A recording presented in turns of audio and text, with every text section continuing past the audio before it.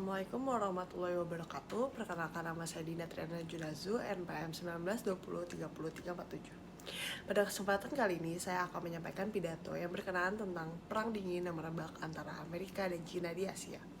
Amerika Serikat sangat terpolarisasi akhir-akhir ini, tetapi hampir semua orang tampaknya setuju Cina adalah masalah besar. Pemerintahan Trump telah berselisih dengan Cina dalam masalah perdagangan sejak lama, dan strategi keamanan nasional AS tahun 2017 menyebut Cina sebagai kekuatan revisionis dan pesaing strategis utama. Sayangnya, diskusi tentang persaingan AS-Cina mengarah pada kecenderungan yang lazim untuk mengkaitkan konflik karakteristik internal lawan seperti ideologi. Dalam semua konflik, timbul masalah dari sifat dasar dari musuh-musuh ini, bukan dari keadaan di mana mereka berada atau sifat kompetitif politik internasional itu sendiri.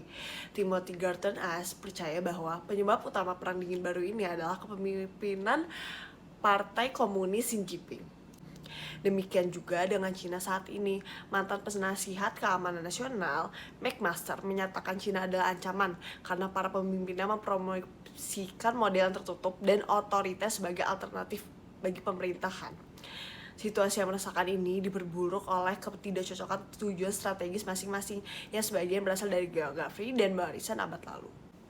Cukup dapat dimengerti, para pemimpin Cina ingin tinggal di lingkungan yang sama mungkin.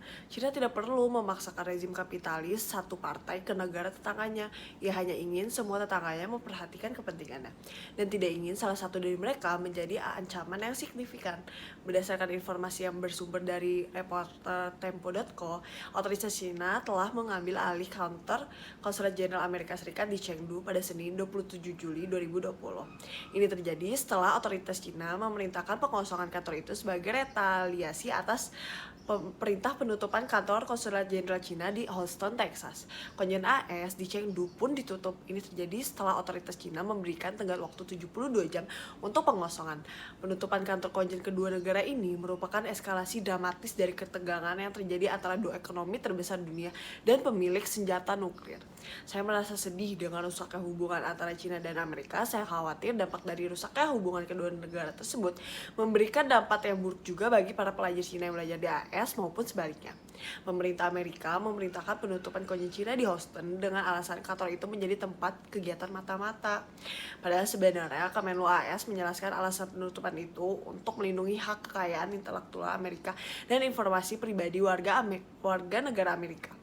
Beberapa jam sebelum Beijing mengumumkan Washington memerintahkan pengosongan fasilitas itu, petugas konjen terlihat membakar sejumlah dokumen. AS dan Cina, seperti dilansir CNN, bersaing dalam sejumlah isu sentral di kawasan Asia. AS misalnya mendukung Taiwan dengan sikap negara itu untuk tidak bergabung dengan negara Cina.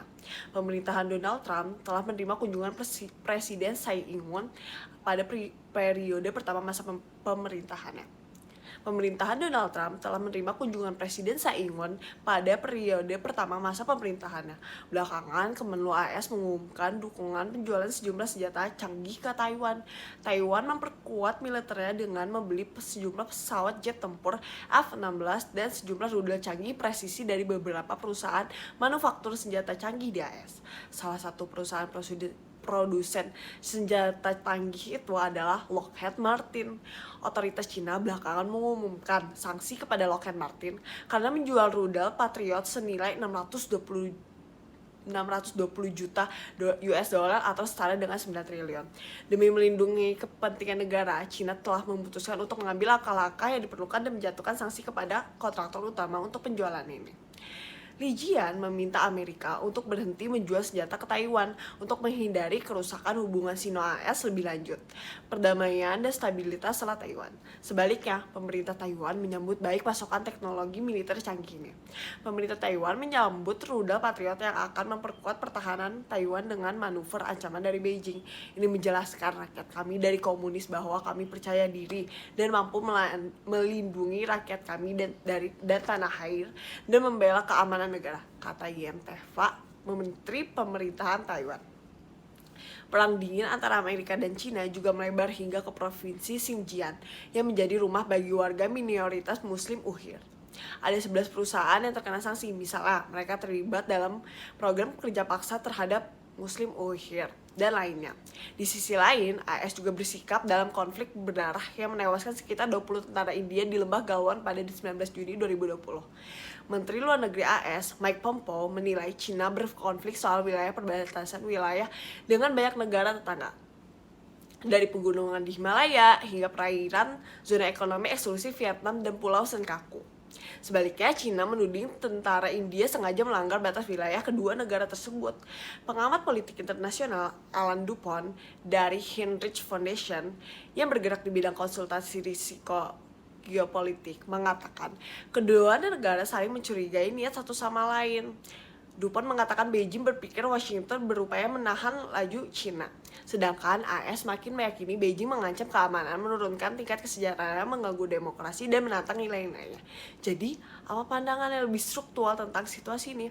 Pertama, ini memberitahukan kita bahwa perang dagang akan bertahan lama jangka panjang. Tidak ada strategi pintar atau kejeniusan yang akan menyelesaikan konflik ini untuk selamanya. Setidaknya tidak dalam waktu dekat. Kedua, ini adalah persaingan serius dan Amerika Serikat harus melakukan dengan cara yang serius juga. Ini bukan persaingan sejawat yang ambisius dengan sekelompok penanggung jawab amatir atau presiden yang menempatkan agenda pribadinya di atas negara. Butuh investasi militer yang cerdas tentu saja, tetapi upaya diplomatik besar oleh pejabat yang berpengetahuan luas. Ketiga, dan mungkin yang paling penting, kedua belah pihak memiliki minat yang tulus dan menjaga persaingan mereka dalam batas-batas baik untuk menghindari bentrokan atau memfasilitasi kerja masalah-masalah seperti perubahan iklim. Tidak ada yang dapat menghilangkan semua risiko dan mencegah krisis di masa depan. Tetapi AS harus jelas tentang garis merahnya sendiri dan memastikan mereka memahami China. Persaingan mungkin terprogram dalam sistem internasional ini, tetapi bagaimana masing-masing pihak menangani persaingan akan ditentukan oleh siapa yang bertanggung jawab. Sepertinya hanya itu yang bisa saya sampaikan perihal apapun yang telah saya lontarkan dari ucapan saya ini. Kurang lebihnya saya mohon maaf yang sebesar-besarnya. Akhir kata saya ucapkan terima kasih. Wassalamualaikum warahmatullahi wabarakatuh.